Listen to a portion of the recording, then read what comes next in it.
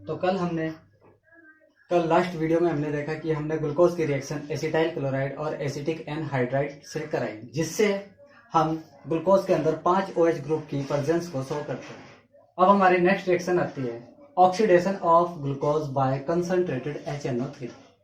और आप जानते हैं कंसंट्रेटेड HNO3 एक स्ट्रॉन्ग ऑक्सीडाइजिंग एजेंट होता है। तो अगर हम ग्लूकोज का ऑक्सीडेशन कंसंट्रेटेड HNO3 से करते हैं तो ये strong oxidising agent CHO group को सबसे पहले कार्बोक्सिलिक एसिड में ऑक्सीडाइज कर देता है। इसके बाद 1 डिग्री अल्कोहल भी कार्बोक्सिलिक एसिड के अंदर ऑक्सीडाइज हो जाता है। अब हम बात करते हैं कि 1 डिग्री अल्कोहल अब हम ये देखते हैं कि 1 डिग्री अल्कोहल कार्बोक्सिलिक एसिड के अंदर कैसे ऑक्सीडाइज हुआ। तो हम देखते हैं कि 1 डिग्री अल्कोहल हमारे पास ये होता है। ऑक्सीडाइजिंग एजेंट सबसे पहला अपना एक ऑक्सीजन एटम डोनेट करेगा। ये ऑक्सीजन एटम इन दोनों हाइड्रोजन के साथ कंबाइन होकर वाटर मॉलिक्यूल बना के एलिमिनेट हो जाता है, जिससे 1 डिग्री अल्कोहल सबसे पहले एल्डिहाइड के अंदर कन्वर्ट हो जाता है। एल्डिहाइड फाइनली ऑक्सीडाइज होकर ये OH में ऑक्सीडाइज हो जाता है। तो इसका ये फाइनल ऑक्सीडेशन हो गया। तो हम ये कह सकते हैं कि 1 डिग्री अल्कोहल सबसे पहले एल्डिहाइड के अंदर ऑक्सीडाइज होगा, फिर एल्डिहाइड कार्बोक्सिलिक एसिड के अंदर ऑक्सीडाइज हो जाएगा, जिससे हमारा फाइनल प्रोडक्ट ये होगा जिसका नाम होता है सैकेरिक एसिड। तो ये रिएक्शन हमें क्या बताती है? This reaction give the presence of 1 degree alcohol. तो ये रिएक्शन हमें ये बताती है कि ग्लूकोज के अंदर हमारा एक 1 डिग्री अल्कोहल प्रेजेंट होता है। तो ये हमारा 1 डिग्री अल्कोहल हो गया। अब इन सभी एविडेंस के ऊपर हम ये कह सकते हैं कि ग्लूकोज के अंदर एक फंक्शनल ग्रुप CHO ग्रुप होता है, जिसको हम एल्डिहाइड कहते हैं, 5 OH ग्रुप होते हैं, 6 कार्बन एटम एक स्टेट चेन में होते हैं। तो इन सभी के बेसिस पर हम एक ग्लूकोज की सिंपल स्ट्रक्चर बना सकते हैं। सिंपल स्ट्रक्चर जो आपने ये इस टाइप से देखी है, ये बिल्कुल सेम होती है। इसको हम चाहे तो रफली ऐसे भी बना सकते हैं। सबसे पहले CHO, फिर उसके बाद CHOH, CHOH, CHOH, CHOH and CH2OH। ये हमारे ग्लूकोज की सिंपल स्ट्रक्चर होती है। लेकिन इस सिंपल स्ट्रक्चर को देखते हुए फिर हमारे एक न्यू साइंटिस्ट आए, फीजर ने इसको स्टीरियो केमिस्ट्री के अकॉर्डिंग इसके अंदर OH ग्रुप को सही से पोजीशन दी, और पोजीशन देने के बाद एक न्यू स्ट्रक्चर बनाया, जिसको हम फीजर स्ट्रक्चर बोलते हैं। अब ये क्या है? फीजर स्ट्रक्चर ऑफ ग्लूकोज। ये कैसे बनता है? फीजर ने बताया कि सबसे पहले आप सबसे टॉप पर ग्लूकोज की स्ट्रक्चर में टॉप पर आप एल्डिहाइड ग्रुप को रखोगे। उसके बाद सेकंड कार्बन का OH आप राइट साइड, और थर्ड कार्बन का OH लेफ्ट साइड, और बाकी अब जितने कार्बन एटम बचते हैं इन सभी का OH आपका राइट साइड होगा। ये आपकी फीजर स्ट्रक्चर है ग्लूकोज की। क्लियर हो गई ये बात? अगर हम इसके अंदर काउंटिंग करते हैं तो पहला नंबर इसको 1 2 3 4 5 6 मीन्स पहला कार्बन CHO, सेकंड कार्बन का जो OH ग्रुप है वो राइट साइड, थर्ड कार्बन का OH left side, and fourth fifth दोनों का OH ग्रुप राइट साइड होगा, जिससे हमें फीजर स्ट्रक्चर ये मिलती है। अब हम इसमें बात करते हैं कि इस स्ट्रक्चर के अंदर कितने एसिमेट्रिक कार्बन एटम प्रेजेंट है। एसिमेट्रिक कार्बन एटम आप सभी जानते हैं, एक ऐसा कार्बन जिसकी चारों वैलेंसीज 4 डिफरेंट एटम और ग्रुप से कंप्लीट होती है, उसको हम एसिमेट्रिक कार्बन एटम बोलते हैं। अब इसमें हम बात करें सेकंड कार्बन की। आप इस सेकंड कार्बन को चेक कीजिए। इस कार्बन की 4 वैलेंसीज 4 डिफरेंट एटम्स और ग्रुप से कंप्लीट हो रही है। देखिए इसको, एक OH हो गया, एक H हो गया, और एक CHO, और एक ये पूरा ग्रुप। तो ये कौन सा कार्बन हो गया? Asymmetric carbon. इसके बाद थर्ड कार्बन को चेक कीजिए। एक तो ये पूरा ग्रुप हो गया आपका, एक H हो गया, और एक ये OH, और फोर्थ वैलेंसी इस कंप्लीट ग्रुप से, तो ये भी एसिमेट्रिक कार्बन एटम हो गया। फिर इसके बाद कार्बन नंबर 4, इसको आप चेक कीजिए, इसके पास एक H और एक OH और एक ये पूरा ग्रुप और लास्ट ये पूरा ग्रुप, तो ये भी एक एसिमेट्रिक कार्बन हो गया। इसके बाद कार्बन नंबर 5, इसको आप चेक कीजिए, ऐसे ये और पूरा ग्रुप ये भी सारे डिफरेंट है, तो ये भी एसिमेट्रिक कार्बन एटम हो गया। अगर आप 6 कार्बन एटम को चेक करते हैं तो इस कार्बन के पास 2 हाइड्रोजन है, 2 हाइड्रोजन आप इनको ऐसे लगा सकते हैं। अब इसके अंदर सिमेट्री आ गई, सिमेट्री होने की वजह से 6 कार्बन आपका एसिमेट्रिक कार्बन नहीं होगा।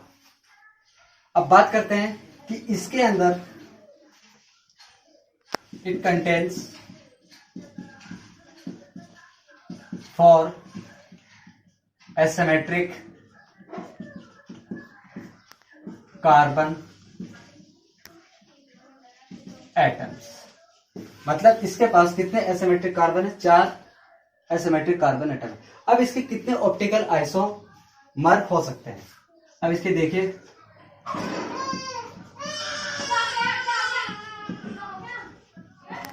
ऑप्टिकल आइसोमर कितने होंगे? 2 की पावर कितने एसिमेट्रिक कार्बन है? 4। तो इसको हम क्या लिखते हैं? 2 into 2 into 2 into 2, that is 16।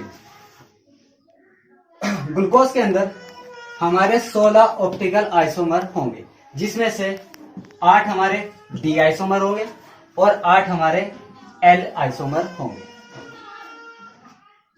अब हमने देख लिया इसके 16 आइसोमर होंगे, जिसमें 8 डी और 8 एल होंगे। अब हम बात करते हैं कि इसके नाम से पहले ये हमें पता है ये डेक्स्ट्रो रोटेटरी है, तो डेक्स्ट्रो रोटेटरी हम कैसे बताएंगे कि ये इसका सही नाम क्या है? तो इसका कंपैरिजन इसके लास्ट एसिमेट्रिक कार्बन एटम का हम कंपैरिजन करते हैं ग्लिसरैल्डिहाइड से, जिसका केमिकल फॉर्मूला